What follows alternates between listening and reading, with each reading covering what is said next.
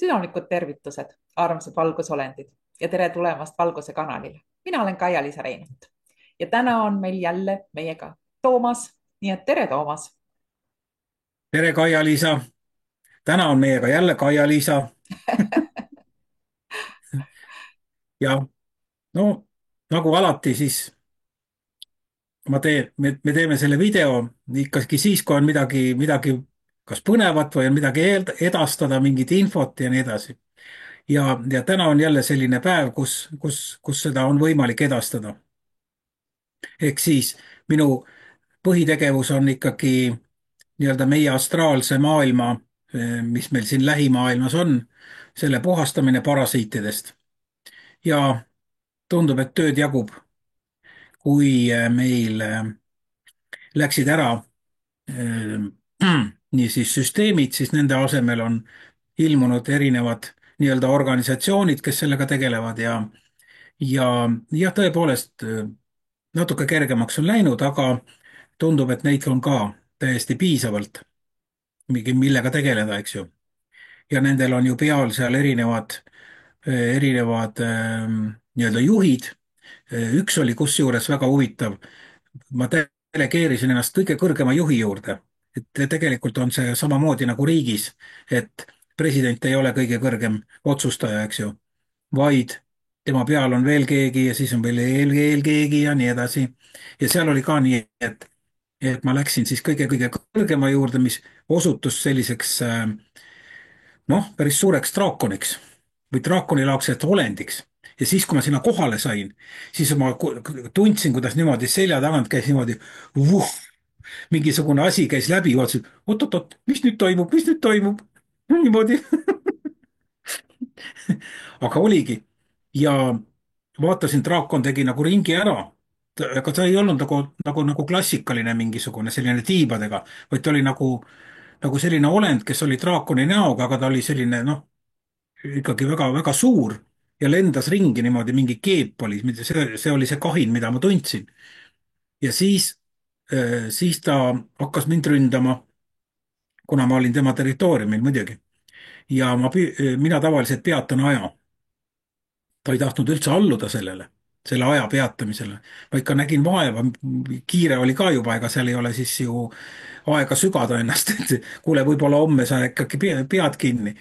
No lõpuks ta siiski peatus, kuid ta oli väga vihane ja ähvardas mind surmaga. sa sured, sa sured. ütlesin, ära mind karm, et kuule, kõik me sureme ükskord, ära muretse selle pärast väga. Ja siis ma sain selle rassi jälle üle kirjutatud, et terve rass selliseid draakoneid või draakonilaadseid olendeid siis on nüüd ühel pool ja neid on, ma olen kohanud neid ka väiksemas mudelis nii-öelda. ja, ja üldse on kuidagi nagu neid olendeid, kes asju juhivad, on siis tihtipeale on üks versioon, mis on suurem, vaatad, samasugune, tundub, et vist on sama olendi mingisugune laps näiteks. ei, see on eraldi rass jälle ja nii see käib, et selline huvitav kogemus oli jah. aga mul oli ühe inimesega, keda ka kogu aeg rünnatakse, oli selline kogemus, et ma hakkasin uurima, kustkohast see ründamine tuleb üldse. ja selgus, et seal on siis üsna lähedal on portaal, kuskohast tulevad välja tüübid ja võtavad siis energiat ja lähevad tagasi, pärast tulevad tagasi ja nii edasi, käib niisugune trahvik nagu liinibuss, eks ju. Hakkasin uurima siis, kuskohast siis on, kuskohast nad üldse tulevad, sest meil on ju tegelikult tehtud seadus nagu välja antud, ma ei tea, kelle poolt täpselt, et meie siis ruumis siin, vähemalt siin, selles ruumis, mida me nimetame maaks, ei tohi tulla parasiidid meid röövima energeetiliselt. aga tundub, et keegi ei kontrolli seda ja parasiitidel on see teada ja triangel jätkub, eks ju. aga siis ma avastasin niisuguse asja ja et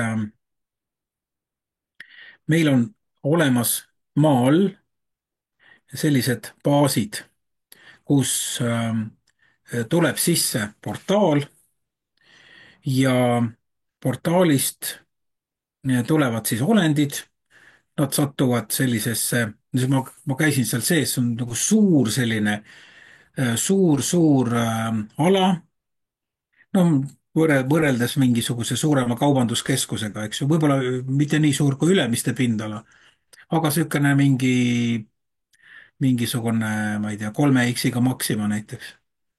umbes selline saal, valgustatud kõik ja seal seisid niisugused terminalid. vaatan, et huvitav, et kes siis neid käske seal jagab, aga siis on terminalid. ja üks oli siis nagu kuskil seal tagaruumis oli üks beeži värvi olend, kes siis seda ilmselt seal ohjas või kontrollis või ma ei tea. ja siis oli niimoodi, tulid portaalist, läksid terminalide juurde, need olid no umbes nagu meie need kas need rahaautomaadid, ATM-id, eks ju, umbes samasugused. kuidagi ta ennast seal tuvastas ja siis talle öeldi, kuhu ta läheb täpselt, kelle juurde ta täpselt läheb, niisugused informatsioon on juba ees olemas, eks ju. Läksin siis läksin siis edasi, noh, esialgu ei olnud mõtet rabeleda seal, sellepärast et muidu noh, liiga vara läheb häire lahti ja siis mul missioon jääb poolikuks, eks ju. Läksin selle ülemuse juurde ja pidasin aja kinni. Siis ma natukene niimoodi tihtipeale lasen selle aja kaitsen või noh, selle nii-öelda peatatud aja allapoole, nii et ta saab pead keerata ja rääkida või noh, siis telepaatiliselt. ja püüdsin siis temaga mingit kontakti saada, no sealt midagi tarka ei tulnud, ainult ähvardused ja sõim, eks ju, see on okei okay. Lasin uuesti aja tagasi, nii et tal suu kinni läheb. ja mis ma tegin? selline huvitav asi, ma panin, tal oli samasugune pea umbes nagu minul, samasugune soeng oli, ühine, ja panin käed tema pea peale ja kuidas öelda, põhimõtteliselt ma lugesin teda, ma ei ole seda enne teinud ja lugesin ja siis hakkas mul nagu film hakkas silme ees jooksma mingisugusest planeedist, kus oli selline nagu tüher maa, mingisugust erilist loodust seal ei olnud ja, ja siis vaatasin, kerisin nagu edasi, et noh, mul oli nagu tähtis teada saada see, et noh, mismoodi need asjad üldse käivad, eks ju. ja siis nägin niisugust mingit asulat või isegi kui väike linn oli, majad olid samamoodi beeži värvi, sellist mingid väiksed aknad olid, mis olid siis kaetud nagu noh, kuidas öelda, kas musta kilega või ma ei tea, võib-olla seal on päike mingi eriti agressiivne, ma ei tea. igatahes sellised niisugused beežid ümmargused majad olid, mõned natuke suuremad, mõned natuke väiksemad, mingeid eriti korruseid kuskil ei paistnud. ja siis ma tahtsin jõuda välja selleni, kuskohast need portaalid siis tulevad, eks ju, kuskilt nad ju tulevad. Leidsin need ülesse ja, ja siis sealjuures oli ka niisugune suur nagu jaotuspunkt, eks ju. okei okay., siis ma võtsin kätte oma jumaliku tahtega, me oleme ju jumalikud olendid, eks ju. Ja hakkasin üle kirjutama neid rasse kõiki sealt järjest niimoodi. no see võttis natuke aega, aga siis, kui ma tagasi tulin sinna Eestis olevasse baasi, siis ei olnud seal enam mitte kedagi. ainult niisugused päkapikulaadsed tooted ehk jumalikud olendid tuiasid ringi seal. ja see oligi eesmärk, et likvideerida üsna suur hunnik jällegi parasiite. ühtekokku, ühtekokku oli, nii palju ma sain teada, et oli noh, terve meie väikse maa peale oli siis 271 sellist kohta. no Euroopas rohkem, Venemaal, Siberis ei ole ju midagi teha, eks ju.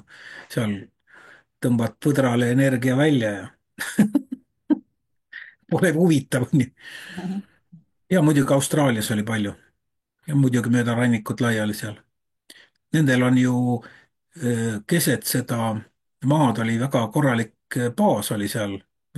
Mingil aastal mingis videos ma vist rääkisin ka sellest. oli reptiilid ja hallid olid koos seal ja pikalt ikka. ja siis jah, siis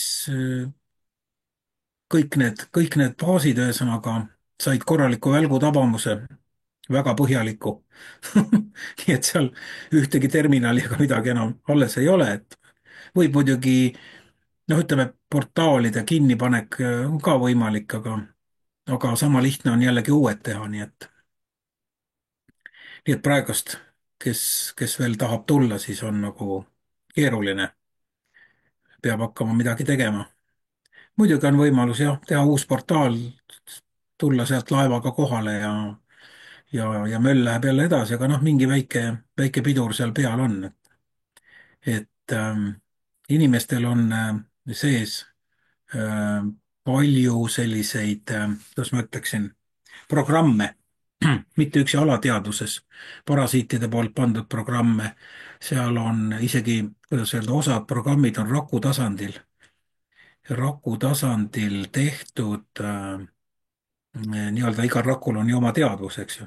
vot sinna raku teadvusesse on pandud programmid, näiteks räägin inimese rakkudega, ütleb, jaa, meil on selline programm, me peame ühilduma madala sagedusega. mis asja, on ju? ja siis räägid, et oot-oot-oot, kuule võtame nüüd rahulikult, eks ju. ja siis noh, idee on ju selles, et kui inimene saab viga, ta on madalas sageduses, ta on seal haige, mida iganes, haigused tulevad juurde ja nii edasi, et saate aru, et kui inimene sureb ära, siis teil on ka kõik, eks ju.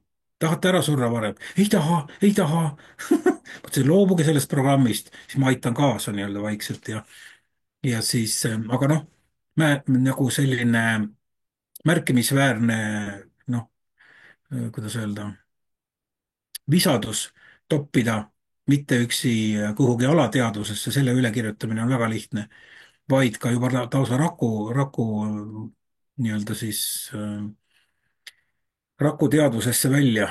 nii et jälle uus avastus, Mhm. millega meie röövijad on hakkama saanud, eks ju. ma ei ütle, et see on kõigil inimestel, aga neid on jah. just, et selline informatsioon. nii et jah, kuigi minu teada meil ei ole uut süsteemi, ma ei tea, võib-olla keegi ütleb, et on, eks ju, siis väga palju on seda süsteemi energiat inimeste sees. Niisugused programmid on sees ja need siis ruulivad seal. lisaks muidugi ego, meie isehakanud kapten, kes tegelikult on tekimadrus, eks ju. aga tahaks kangesti kapten olla, kangesti otsustada kõiki asju. mitte muidugi meie parimaks hüvanguks, vaid ikka tema parimaks hüvanguks ja nii edasi. ego on ju ka meil süsteemi energia jäänuk. väga keeruline on temaga sõbraks saada muidugi ja see ei olegi nagu eesmärk, et temaga sõbruneda.